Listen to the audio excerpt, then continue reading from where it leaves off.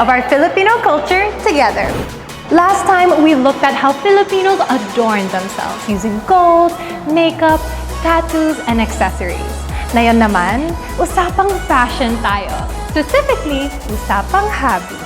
Sa lahat ng bansa sa Southeast Asia, ang Pilipinas ang isa sa pinakamaraming katutubong habi o indigenous weaving traditions with techniques like ikat, tapestry weave, embroidery, and all sorts of ornamentation.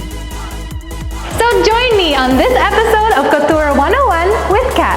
Habing Pinoy is my style.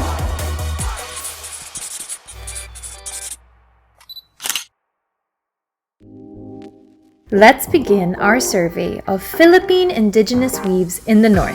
In Pinili, the hometown of Gawad Manlilikha ng Bayan awardee, Magdalene Gamayo.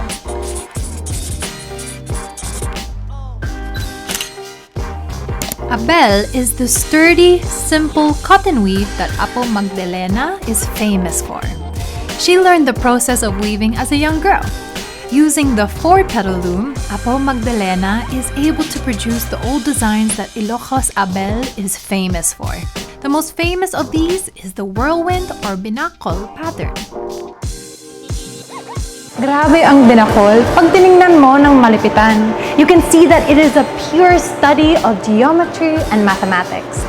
Ang kahanga-hanga dito is that you can just imagine how much technique, discipline, mindfulness, and physical control goes into creating a textile such as this, not on your traditional 2-petal loom, but a 4-petal loom.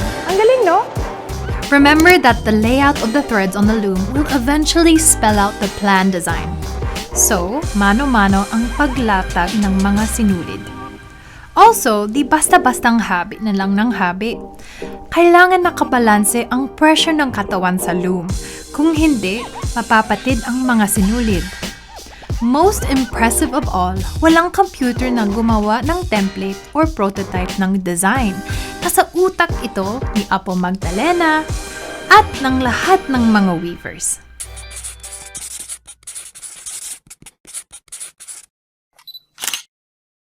Let's move to the neighboring province of Abra, home to the Tinggian or Itneg. The Ilocanos and the Tinggian have shared many weaving traditions, but one interesting practice is the use of natural dye.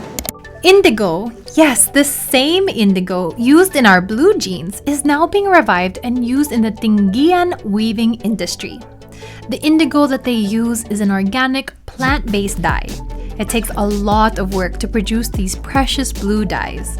Another interesting aspect is the use of embroidery in their blankets. Designs that were once used in ritual textiles are now being reproduced by the Tinggian themselves for more decorative commercial purposes. And we're seeing these in face masks and in modern clothes that are being made by the Tinggian.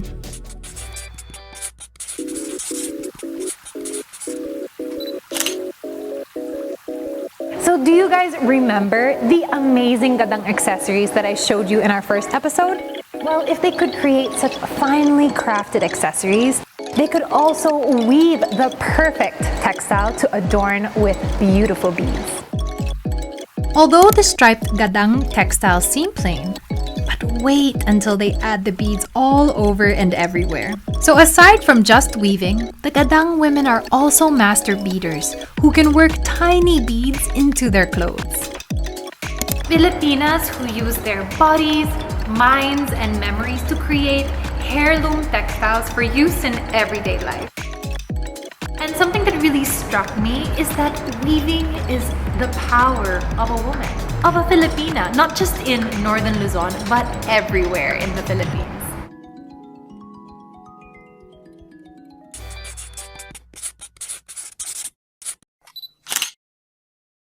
When it comes to a versatile clothing, nothing beats the Malong of Mindanao.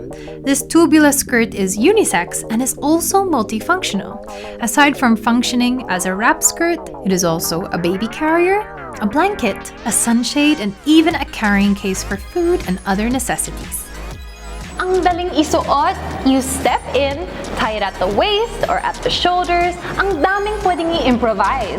Of course, there are the ordinary cotton malong for everyday wear, but the most luxurious ones in silk are woven by the Maranao and the Maguindanao people. Yes, they even used to grow their own silk, and they developed many techniques to decorate these malong.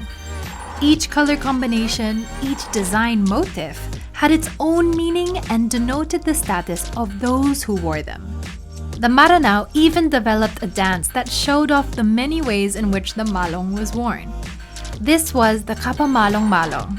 Here, both men and women showed just how versatile the malong is.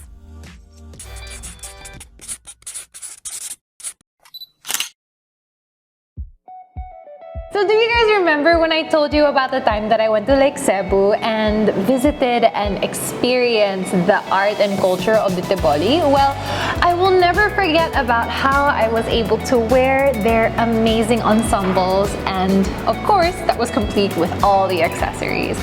It was actually in Lake Cebu that I got acquainted with another Mindanao weaving tradition, Abaca, ikat. Abaca? Yes, the same abaca that makes rope is the same fiber used to make these precious fabrics. It is a very difficult process, and it begins from harvesting the abaca plant and then stripping it to get the fibers. These fibers are then dried. Ikat refers to the tie and dye process. It is complicated, but try to follow me. It begins with a design in the weaver's head. She translates this design into a series of tied portions which, when woven, will reveal the design she imagined. After the fibers are tied, they are dyed. That means that the portions covered in string won't be covered. These fibers are then set up on the loom so that the partial design becomes visible. By the way, the loom used here is a very different type from the ones that you saw in Ilocos region. This is the backstrap loom. It is hard kasi sakto lang dapat ang control and balance ng weaver when she works. It is only when the weaver begins to weave that the full design is revealed. Remember that there was no template to copy from. Nasa utak lang ng weaver lahat. And so you can imagine the immense level of skill and technique it takes to take a concept and create a finished textile. Amazing! The Gawad Manlilikha ng Bayan has been given to outstanding women who have been able to preserve the art of Abaca ikat.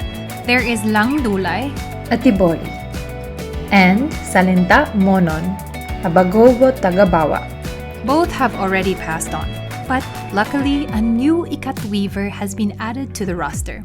She is Bay Yabing Dulo, a Blaan weaver who is more than 100 years old and still actively weaving. So many weaving traditions in the Philippines that we should be proud of. So much woman power in terms of creativity, discipline, and physical strength. No computers, no machines. Ang dami natin maaring ipagmalaki sa mga habing Pinoy. Support, support, support! That is the best way that we can ensure that the tradition will live on. We all admire the work of our weavers and designers, but they need to continue producing and improving their craft. And it doesn't need to be expensive. It doesn't need to be haute couture. It can start off with, for example, face masks made by our indigenous communities. Here are some of the face masks that I have bought online to show my support and admiration for the weavers of Philippines. And you can support them in a small way too. As a Filipina and as an ambassador of the NCCA, I am proud to say that I will keep on doing my part to promote our textile traditions. But it will take all of us to make this work. So, show that much needed support and wear that much needed Philippine pride on your bodies. So, what will we discover next? Well, join me, Kat, a proud Filipina, on the next edition of Kultura 101.